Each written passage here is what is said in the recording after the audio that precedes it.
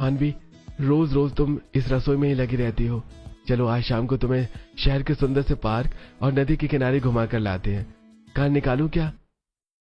अरे नहीं जी, आज हम आपके उसी पुराने स्कूटर पर चलेंगे। खुली हवा में आपके साथ स्कूटर की सवारी करने का आनंद कुछ और है।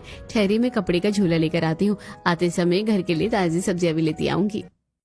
मोहन अपना पुराना स्कूटर स्टार्ट करता है। मानवी बहुत ही शालीनता से साड़ी का पल्लू संभाल कर स्कूटर पर पीछे बैठ जाती है। मोहन स्कूटर को नदी के किनारे बने एक छोटे से खूबसूरत पार्क के पास रोकता है। दोनों वहां लगे एक बेंच पर बैठ जाते हैं। तभी सामने से आइसक्रीम वाला गुजरता है। मानवी, तुम्हारी पसंदीदा मलाई कुल्फी आइसक्रीम खिलाऊं? हाँ जी, क्यों नहीं। इस सुहाने मौसम में कुल्फी मिल जाए तो बात ही क्या है। मोहन दौड़कर 2 मलाई कुल्फी लेकर आता है। दोनों बेंच पर बैठकर मजे से कुल्फी खाने लगते हैं। जल्दी जल्दी में कुल्फी की क्रीम मोहन की नाक पर गिर जाती है। अरे क्या हुआ मानवी, तुम ऐसे क्यों हंस रही हो? मेरे चेहरे पर कुछ लगा है क्या? अरे जी, आप भी ना कुल्फी बच्चों की तरह खाते हैं। देखिए पूरी नाक पर आइसक्रीम लगा दी है आपने। ठहरी में साफ कर देती हूँ।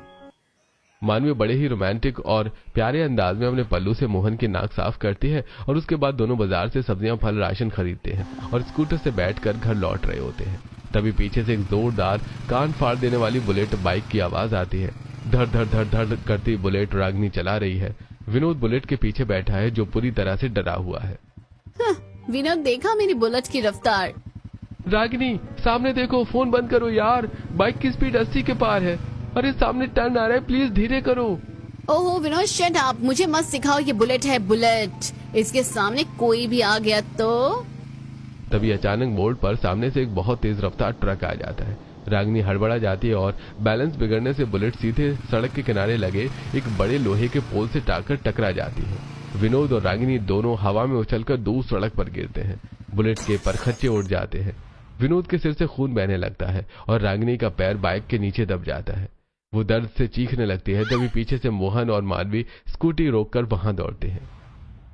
विनोद, रागिनी, हे भगवान, ये क्या हो गया? विनोद, आंखें खोलो भाई। रागिनी, तुम ठीक तो हो? हिम्मत रखो। अजी सुनिए, विनोद के सिर से बहुत खून बह रहा है। इन्हें तुरंत अस्पताल ले जाना होगा। मोहन तुरंत राहगीरों की मदद से विनोद और रागिनी को अपनी स्कूटी और एक ऑटो रिक्शा की मदद से हॉस्पिटल में लेकर भागता है, जहां विदेशी डॉक्टर मौजूद होते हैं। पूरा परिवार भी वहां पहुंच जाता है।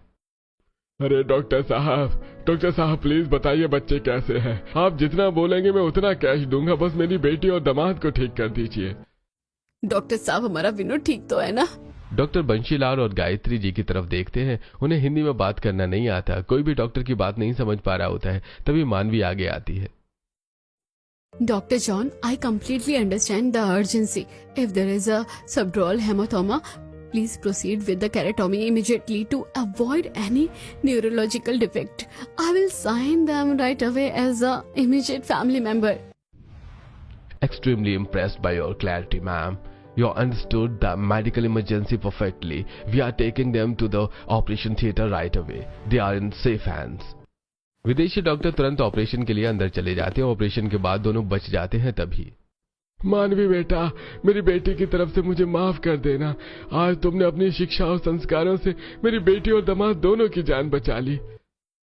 बाबूजी प्लीज ऐसा मत कहिए। आप मेरे पिता समान हैं। रागिनी मेरी छोटी बहन जैसी है। आप फिक्र मत कीजिए, दोनों बिल्कुल ठीक हो जाएंगे। कुछ दिन बाद विनोद और रागिनी दोनों अस्पताल से ठीक होकर घर आ चुके हैं। विनोद के सिर पर पट्टी बंदी और रागिनी व्हील चेयर पर बैठी है। रागिनी का पूरा घमंड अब चकनाचूर हो चुका है। उसके चेहरे पर कोई एटीट्यूड नहीं, बल्कि आत्मग्लानि और पछतावा है। मानवी रसोई से सूप का कटोरा लेकर रागिनी के पास आती है। रागिनी, ये लो गर्मा गर्म सूप पी लो। इससे तुम्हारे पैरों की चोट जल्दी ठीक हो जाएगी। भाभी प्लीज मुझे माफ कर दीजिए। मैं कितनी बड़ी बेवकूफ थी जो अपने पिता के पैसों के घमंड में चूर होकर आपको गवार कहती रही, नेहा को जलील किया और माँ जी और बाबूजी का अपमान किया। असली मॉडर्न होना कपड़ों से नहीं बल्कि सोच और संस्कारों से होता है। ये आज मुझे समझ आया। बस रागिनी, रोते नहीं है। सुबह का भूला अगर शाम को घर वापस आ जाए तो उसे भूला नहीं कहते।